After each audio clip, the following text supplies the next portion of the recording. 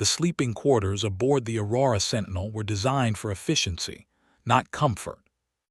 Every species had their designated sections, temperature-controlled, gravity-adjusted, atmosphere-optimized. But circumstances had forced an unusual arrangement. Human Leah shared her cramped cabin with Tavi, a young Kelari cub whose parents had perished in the Epsilon raid 3 cycles ago. Leah sat on the edge of her bunk, rubbing her tired eyes. The day shift had been brutal, 14 hours rerouting power conduits after a micrometeor strike. All she wanted was sleep, but Tavi, curled on the lower bunk with his silver fur bristling, stared at her with wide, luminescent eyes. "Not sleeping?" Leah asked, though she already knew the answer. Tavi's ears flattened against his skull. His species, apex predators on their home world, feared nothing, or so the databases claimed. Yet here was this cub trembling. "Can't whispered Tavi in broken standard. His clawed fingers gripped the thermal blanket. They had had this conversation every night for 2 weeks. The Kelari were renowned warriors. Their entire culture was built on honor and fearlessness. Adult Kelari served as shock troops, enforcers, and guards across a dozen systems. But Tavi was just a child, and children, regardless of species, had nightmares. "There's nothing under the bed, little one," Leah said gently. Tavi's voice cracked. "Kelari see different, smell different things, hide where you no see." It was true that Kelari senses operated on spectrums humans couldn't perceive. Their vision extended into infrared. Their hearing reached ranges that would rupture human eardrums. What appeared empty to Leah might look entirely different to Tavi. But Leah also knew fear. She'd seen it in the eyes of soldiers before battle, in the faces of refugees fleeing their burning worlds. Fear didn't care about logic or sensor readings. It lived in the dark spaces of the mind, and no amount of reason could illuminate it. "All right," Leah said, sliding off her bunk. "Show me." Tavi's ears perked up, surprise flickering across his feline features. "Of course," Leah knelt beside the lower bunk, her joints protesting. "Where do you think they're hiding?" "Back corner, deep," Tavi replied with a trembling claw, "where shadow stays."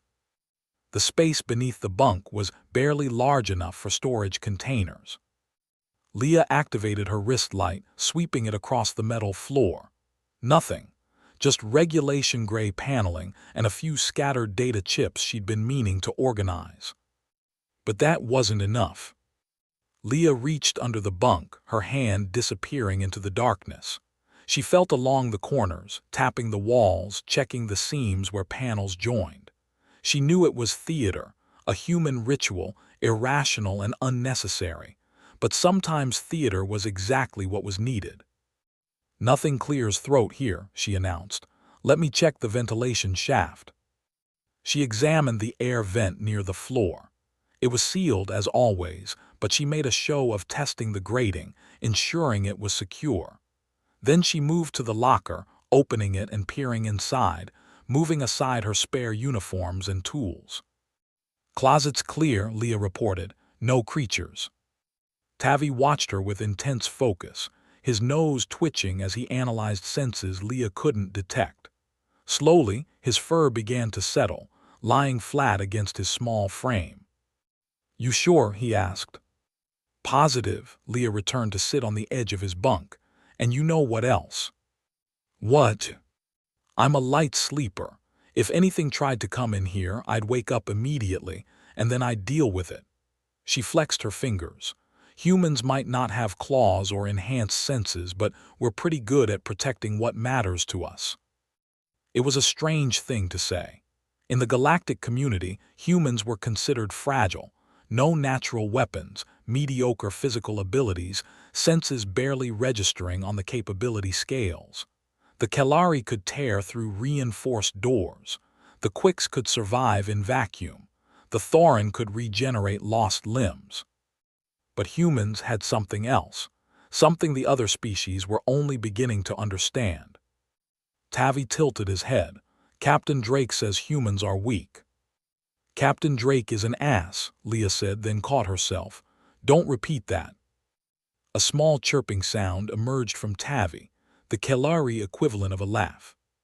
Humans are different, Leah continued. We're not the strongest or the fastest, but we're stubborn, and when we care about someone, we don't give up, ever. She pulled the blanket up around Tavi's shoulders. You're safe here, I promise. Tavi's luminescent eyes studied her face, searching for deception. Whatever he found must have satisfied him, because he finally laid his head down on the pillow. Leah, stay, he asked quietly. I'm right here, not going anywhere. She settled into her own bunk, leaving the dim nightlight active, another concession to childish fears that the hardened warriors of the Kelari Empire would never understand. Within minutes, Tavi's breathing had evened out. Soft snores emanated from his small form. Leah watched the rise and fall of his chest. This fierce predator, reduced to a frightened child by shadows and loss. The galaxy was vast, cold, and full of real dangers. Pirates and raiders, viruses and vacuum. 1,000 ways to die screaming in the dark between stars. But there were also small moments like this. A human checking under a bed, chasing away imaginary monsters so an alien cub could sleep. Maybe that's what makes humans dangerous, Leah thought as she finally closed her eyes. Not that they were the strongest or the smartest, but that they cared enough to kneel in the dark, search empty spaces, and promise protection even when logic said it was unnecessary. The Kelari had a saying, fear is weakness and weakness is death. But humans had learned something different during their long, bloody climb from the caves. Sometimes courage wasn't the absence of fear. Sometimes it was simply having someone check under your bed, promising to stand guard while you slept.